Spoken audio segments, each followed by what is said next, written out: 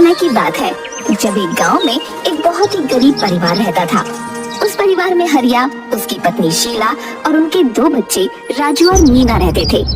शीला बड़ी ही खड़ूस औरत थी जो हमेशा हरिया को दबा कर रखती थी और अपने बच्चों पर गुस्सा निकालती रहती थी।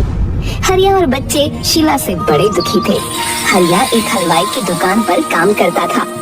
उस दुकानदार का नाम मोटे लाला था। हरिया उसकी दुकान का सारा काम संभालता था। उसके बाद भी मोटे लाला हरिया को पूरे दिन सुनाता था। हरिया न घर से खुश था न बाहर जाकर। एक दिन की बात है जब मोटे लाला दुकान पर बैठा था, तभी वहाँ एक ग्राहक आता है। अरे भैया 1 किलो जलेबी पैक करके दे दो। अरे ओ हरिया, अरे जल्दी से 1 किलो जलेबी पैक कर भाई। जी मालिक, अभी करता हूँ। हरिया देखता है कि चाशनी में एक छिपकली पड़ी है। अब वो घबरा जाता है कि आखिर वो करे तो क्या करे। अगर मैंने इस छिपकली के बारे में मालिक को बताया तो वो बहुत गुस्सा करेंगे, और ग्राहक के सामने बताऊं भी तो कैसे। मुझे कुछ तो करना पड़ेगा। मैं इस आदमी और उसके परिवार की जान खतरे में नहीं डाल सकता। हरिया उस ग्राहक के बारे में सोचता है और बाहर आता है। वो जलेबी तो खत्म हो गई। हैं? जलेबी खत्म हो गई? अरे अभी तो मैंने देखी थी। वो तो बिक गई मालिक। अच्छा ठीक है, मैं कहीं और से जलेबी ले लूंगा। ग्राहक वहाँ से चला जाता है। उसके बाद हरिया मोटे लाला को छिपकली के बारे में बताता है। मोटे लाला तो गुस्से में लाल हो जाता है। अरे तेरा क्या जा रहा था नालायक? अरे तुझे छिपकली थोड़ी पैक करके देनी थी, हैं? तुझे तो जलेबी देनी थी ना। अरे उस आदमी को बड़ा पता चल रहा था कुछ। पर मालिक, वो जलेबी खाकर उसको या उसके परिवार को कुछ हो जाता तो? अरे भाई तू जा यहाँ से और किसी और जगह काम ढूंढ। अरे मालिक, ऐसा मत करो। मोटे लाला हरिया की एक नहीं सुनता और उसी वक्त उसे काम से निकाल देता है। हरिया बेचारा दुखी होकर घर आता है तो उसके बच्चे भूखे बैठे होते हैं। बाबा, आज तो आपको राशन लाना था ना। माँ कब से इंतजार कर रही है आपका।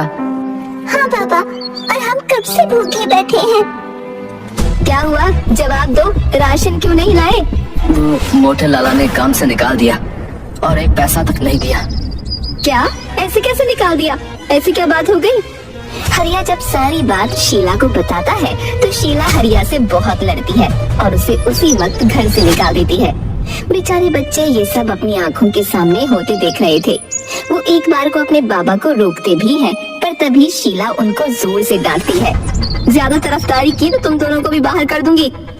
और हाँ, तुम तो अब तभी घर में घुसना जब तुमको कोई काम मिल जाए। ऐसा क्यों कर रही हो? मैं कोई काम ढूंढ लूंगा। तुम ऐसे मुझे घर से तो मत निकालो। अगर तुम घर से नहीं गए तो मैं चली जाऊंगी। नहीं, मैं ही चला जाता हूँ और जल्द ही कोई काम ढूंढ लूंगा। हरिया बड़ा उदास होकर वहाँ से चला जाता है। उसके बच्चे राजू और मीना भी बड़े उदास हो जाते हैं। हरिया घर से अकेले रात को निकल पड़ता है, पर उसे ये नहीं पता होता कि उसे जाना कहाँ है। वो बस बिना सोचे समझे चलता ही जाता है। रास्ते में उसे एक घना जंगल मिलता है। मैं तो चलते चलते पता नहीं कहाँ तक आ गया। अब एक काम करता हूँ कि यहीं बैठकर थोड़ा आराम करता हूँ। हरिया एक पेड़ के नीचे बैठ जाता है और थोड़ा आराम करने लगता है। अब हरिया को बहुत तेज भूख लगने लगती है। उसने आखिर सुबह से कुछ खाया नहीं था। हरिया भूख की वजह से सो भी नहीं पा रहा था। वो ऊपर देखता है और भगवान से प्रार्थना करने लगता है। तभी उसकी नजर उसी पेड़ पर लगे अजीब से फल पर जाती है। हरिया खड़ा होता है और उस फल को देखने लगता है। ये फल कितना अलग है और सुंदर भी। ऐसा फल तो मैंने आज से पहले कभी देखा ही नहीं। दिखने में ये फल जितना सुंदर है, खाने में उतना ही ज्यादा स्वादिष्ट भी होगा। अब हरिया उस फल को तोड़ने की कोशिश करता है, पर वो काफी ऊंचा होता है। जैसे तैसे करके हरिया उस फल को तोड़ लेता है और जैसे ही उस फल को खाता है उसे वो बड़ा स्वादिष्ट लगता है। वो जल्दी जल्दी से पूरा फल खा जाता है और आराम से उसी पेड़ के नीचे बैठ जाता है। बैठते ही हरिया के सामने धुआं सा उठता है और वहाँ एक चुड़ैल आ जाती है।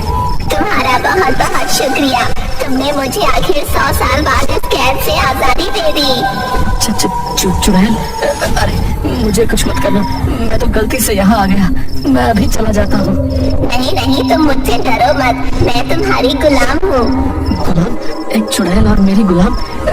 ऐसा कैसे हो सकता है? बिल्कुल हो सकता है। मुझे करीब 100 साल पहले गांव वालों ने इस पेड़ से लटका दिया था, क्योंकि मैंने एक बूढ़े आदमी से शादी करने से साफ मना कर दिया था। मैं पेड़ पर लटकी चिल्लाती रही पर कोई नहीं आया। 3 दिन तक ऐसे भूखी प्यासी लटके रहने से मेरी मौत हो गई। मरने के बाद मैं इस पेड़ में समा गई। उसके बाद इस पेड़ से ये अजीब सा फल निकला, जिसको खाने का इंतजार मैं 100 साल से कर रही हूँ, क्योंकि जब कोई इस फल को खाता तभी मुझे इस पेड़ की कैद से आजादी मिलती। और आज मैंने ये फल खाकर तुमको आजाद कर दिया क्या? हाँ, अब मैं आजाद हूँ। इतने सालों बाद मैं आजाद हूँ। बताओ तुमको क्या चाहिए? मैं आज इतनी खुश हूँ कि तुम्हारी सारी इच्छा एक पल में पूरी कर सकती हूँ। क्या सच में? ऐसा है तो मुझे बहुत भूख लग रही है, तो क्या तुम कुछ मेरे लिए खाने को ला सकती हो? चुड़ैल एक हाथ घुमाती है और हरिया के सामने तरह तरह के पकवान आ जाते हैं। हरिया तो ये सब देख एकदम चौंक जाता है। वो जल्दी जल्दी सब उठाकर खाने लगता है, पर तभी उसको अपने बच्चों का ख्याल आता है और वो खाते खाते रुक जाता है। अरे खाओ खाओ, ये सब तुम्हारे लिए ही है, रुक क्यों गए तुम? कुछ नहीं, बस ऐसे ही। बताओ क्या हुआ, और तुम आखिर इस घने जंगल में क्यों आए थे? हरिया चुड़ैल को पूरी कहानी सुनाता है।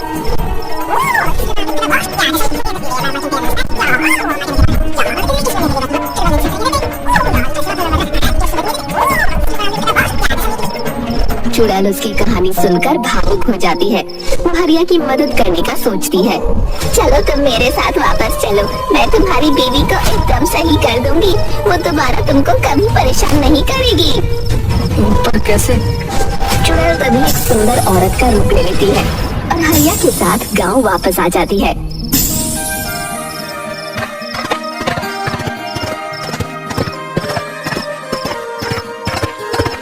उसके बाद वो हरिया के घर के सामने हरिया के साथ रहने लगती है। लक्ष्मी आंगन में बैठकर चटनी कूट रही थी। जब शीला सुबह उठकर उस सुंदर औरत को देखती है तो बड़ी हैरान हो जाती है कि आखिर ये कौन सुंदर औरत उसके घर के सामने आकर रहने लगी।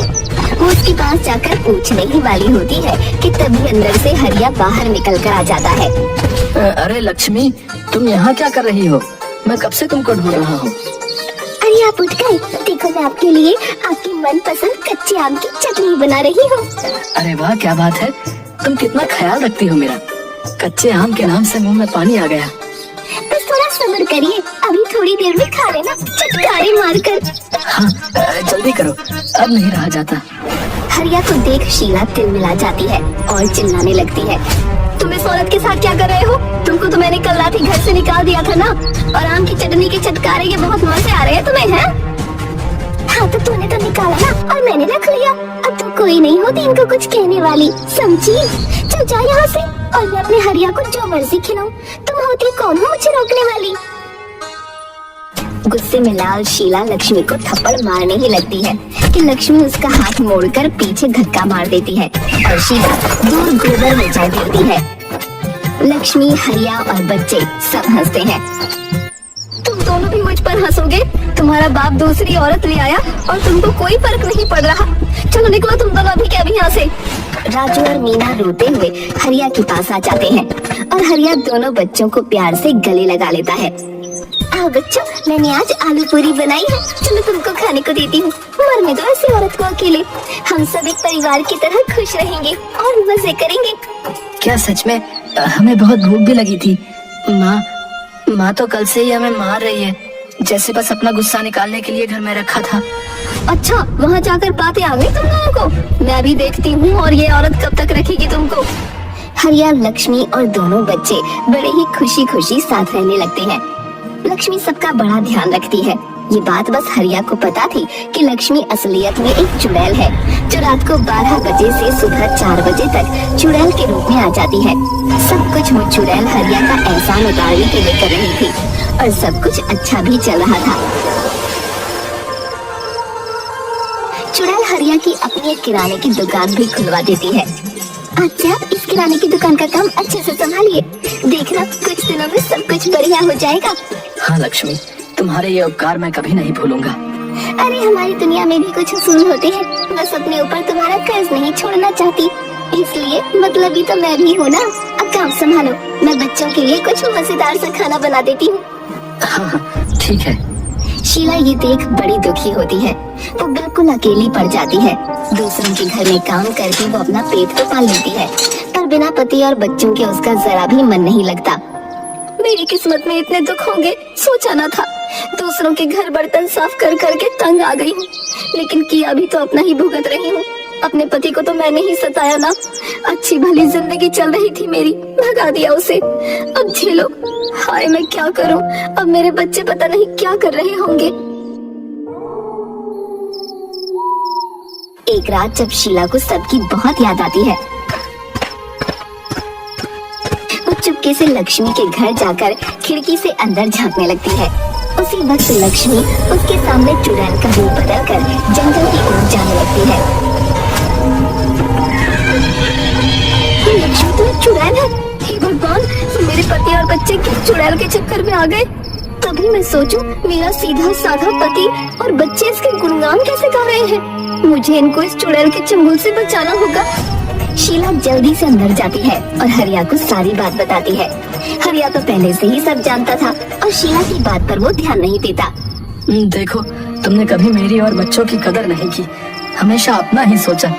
अब ये चुड़ैल हो या कोई भी हो, हम तो इसी के साथ रहेंगे। शीला बहुत रोती है और जल्दी से जंगल की तरफ भागती है।